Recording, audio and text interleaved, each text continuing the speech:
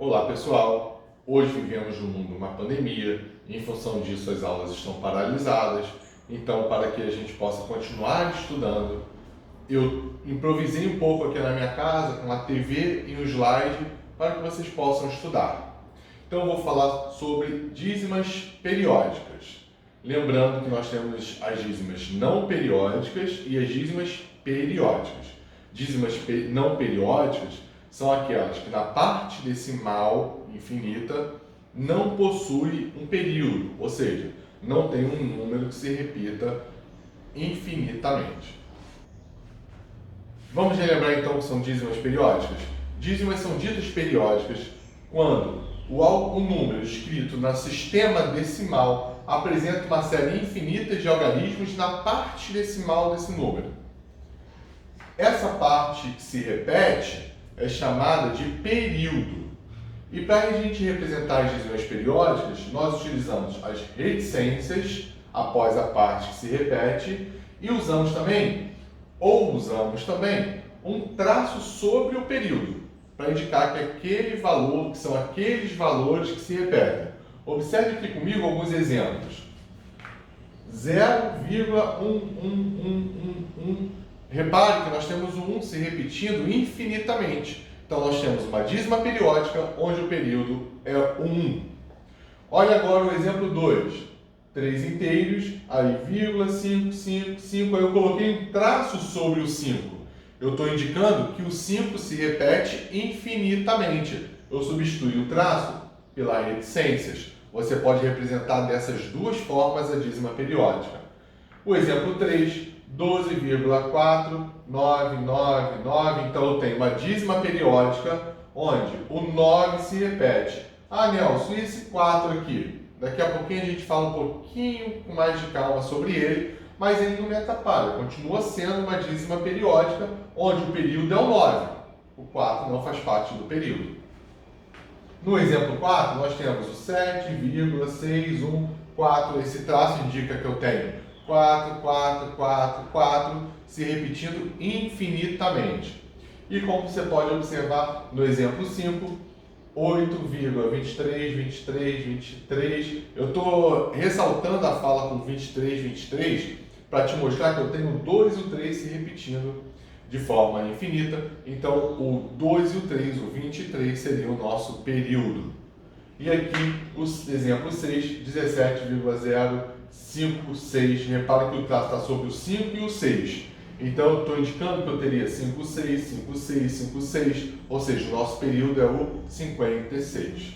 Bem, continuando, vamos falar agora sobre como nós podemos classificar as dízimas periódicas. As dízimas periódicas elas podem ser classificadas como dízimas periódicas simples, que são as dízimas que na parte decimal possuem apenas a parte periódica, ou seja, depois da vírgula, nós temos apenas o período. Olha alguns exemplos.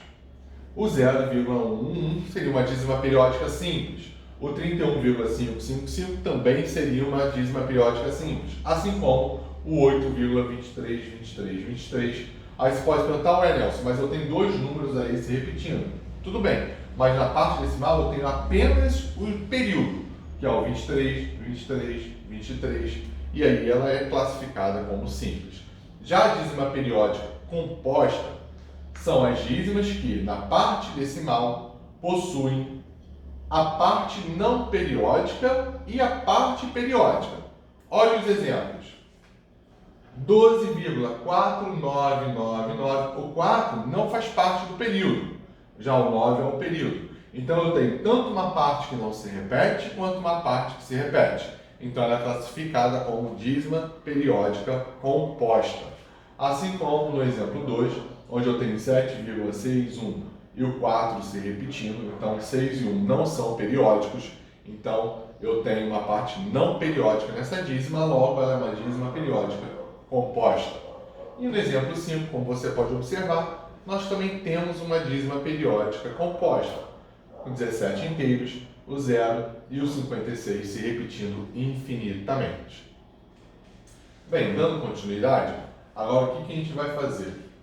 As dízimas periódicas, nós já vimos que são números que fazem parte do conjunto dos racionais. Se faz parte do conjunto dos racionais, as dízimas periódicas obrigatoriamente têm que ser escritas na forma de fração, porque faz parte do conjunto dos racionais os números, fazem parte do conjunto dos racionais os números que podem ser escritos na forma A sobre B, onde o B é diferente de zero. Ou seja, pode ser escrito na forma de fração. Então vamos ver agora como fazemos para achar o que nós chamamos de fração geratriz, que é a fração que representa uma dízima periódica.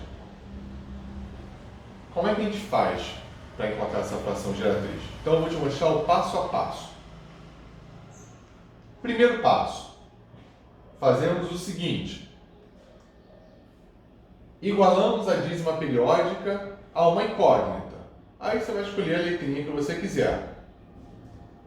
Segundo passo, multiplicamos essa igualdade por uma potência de 10. Aí, atenção, quando eu falo em potência de 10, eu estou falando que pode multiplicar por 10, por 100, por 1000, por 10.000 e assim por diante. De tal forma que na parte decimal nós fiquemos apenas com a dízima. Ou seja, fiquemos apenas com o período, tá, da dízima periódica. O terceiro passo é subtrair as duas equações que nós encontramos. O quarto passo é resolver a equação encontrada e no final nós vamos sempre encontrar uma fração, já que estamos buscando uma fração geratriz. Lembre-se, devemos sempre simplificar as frações que nós encontramos. Nelson, muito confuso, não consegui entender, estou meio perdido. Não tem problema não, acompanhe aqui comigo no exemplo que você vai ver que a gente vai resolver esse problema. Peguei a primeira dízima, 0, 5, 5, 5, 5 e assim por diante. O período dessa dízima é o 5. O que nós fazemos? De acordo com o cronograma que nós montamos. Primeiro, igualar a dízima periódica a uma incógnita. Então fiz, x igual a 0,5555. Se você quiser me homenagear, já que meu nome é Nelson, você pode botar aqui um n igual a 0,555. Você iguala a incógnita que você vai chamar pela letrinha que você quiser. O segundo passo era a gente multiplicar a igualdade por uma potência de 10, fazendo com que na parte decimal tenhamos apenas a parte que se repete na dízima. Ou seja, eu tenho que multiplicar por uma potência de 10 essa equação, de tal forma que eu deixe o 5 aqui na parte periódica. Então, eu vou multiplicar por 10. 10 é o suficiente. Então, eu vou multiplicar isso aqui por 10. E aí, o resultado vai ser a seguinte equação. 10 vezes x, 10x. E 10 vezes 0,555 é 5,555. Que multiplicar por 10, basta andar uma vez com a vírgula para a minha direita. Então, nós temos duas equações aí. A primeira que é x igual a 0,555 e a segunda que é 10x igual a 5,5555. Por que eu faço isso? Porque o que me atrapalha o tempo todo é essa parte decimal infinita. Ela me atrapalha porque eu não sei o que fazer. Então, montando essas duas equações e seguindo a terceira recomendação, que é subtraí-las, olha como é que vai ficar. 10x igual a 5,5555 menos x igual a 0,555. Aí agora é fazer a continha. 10x menos x dá 9x. 5, que é a parte inteira, menos 0, que é a parte inteira, dá 5. E olha que lindo, gente. Sobrou na parte decimal apenas o período. 5, 5, 5, 5. E aqui embaixo também. 5, 5, 5. Quando eu subtraio partes iguais, o resultado disso é 0. Então, a parte decimal desses dois números, ao subtrair, elas vão se anular. Olha como é que vai ficar. 9x igual a 5. Aí eu divido ambos os lados por 9 para tirar esse 9 daqui. E eu tenho o resultado que é x igual a 5 nonos. Eu encontrei o que estava escrito lá no quarto passo, a fração geratriz. E agora eu verifico se eu posso simplificá-la. 5 sobre 9, 5 nonos, não dá para simplificar. Não existe um número inteiro que divida os dois ao mesmo tempo. Então, o que eu faço é finalizar a minha resposta com x igual a 5 nonos. Se eu dividir 5 por 9, eu volto para 0,555, que é a nossa dízima periódica. Então, a fração geratriz da dízima 0,5555 é 5 nonos. Vamos agora para o segundo exemplo. No primeiro exemplo, nós tínhamos 0,5555, ou seja, o período era 5, apenas um número. Agora, no exemplo 2, nós temos 3,121212, agora o período é 12. Nós temos dois números que se repetem. Vamos ver então o que vai ficar diferente do primeiro exemplo para o segundo exemplo. Primeiro passo, vamos seguir aquela receita. Igualar a dízima periódica a uma incógnita. Então está aqui, x igual a 3,121212. Segundo passo é multiplicar a igualdade por uma potência de 10. E aí é que vai ser diferente do primeiro exemplo. No primeiro exemplo, como nós tínhamos apenas um número, nós multiplicamos por 10. Nesse caso, como o período é composto por dois números, o 12, nós devemos multiplicar por 100. Porque nós devemos levar esse período para a parte inteira. Então, multiplicando por 100, nós temos 100x, vai aparecer aqui na tela, 100x igual a 312,121212. Agora, subtraímos as duas equações encontradas. Então, nós vamos ficar com 100x igual a 312,121212 menos x igual a 3,121212. Subtraindo essas duas equações, nós ficaremos com 99x igual a 309. Agora, eu vou dividir os dois lados por 99, para que eu não tenha mais esse 99 aqui na frente do x. E aí eu fico com x igual a 309 sobre 99. Ou, falando bonitinho, 309 99avos. Só que os dois números são divisíveis por 3. Então, dividindo 309 por 3 e dividindo 99 por 3, eu vou achar a fração geratriz dessa dízima, que é 103,33avos.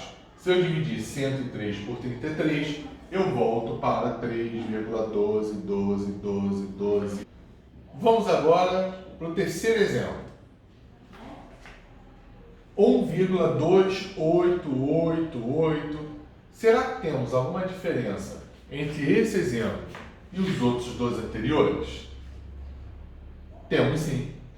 Nos exemplos anteriores, os números 0,5555, 3,121212 possuíam na parte decimal apenas o período. Logo, eram dízimas periódicas simples. Já o terceiro exemplo, nós temos o 2, que não faz parte do período. Logo, temos uma dízima periódica composta. O que nós teremos que fazer de diferente para resolver e encontrar a fração geratriz dessa dízima? A diferença é que nós teremos que efetuar a multiplicação por uma potência de 10 duas vezes, para que fique na parte decimal apenas o período. Acompanhe aqui comigo. Igualamos a dízima a uma incógnita. Segundo passo, multiplicamos por uma potência de 10. Então, vou multiplicar aqui por 10 para que fique na parte decimal apenas o 8, apenas o período. Então, eu vou ficar com 10x igual a 12,8888. Só que repara um detalhe, se eu subtrair essa equação dessa, eu não consigo zerar a parte decimal, por causa desse 2 aqui. Então, o que eu vou fazer é multiplicar novamente esta equação agora por 10. Multiplicando por 10, eu vou ficar com 100x igual a 128,888. E agora sim eu subtraio essas duas equações que eu encontrei. Subtraindo essas duas equações, eu vou ficar com 90x igual a 128 menos 12, 116. E a parte decimal eu consegui zerar.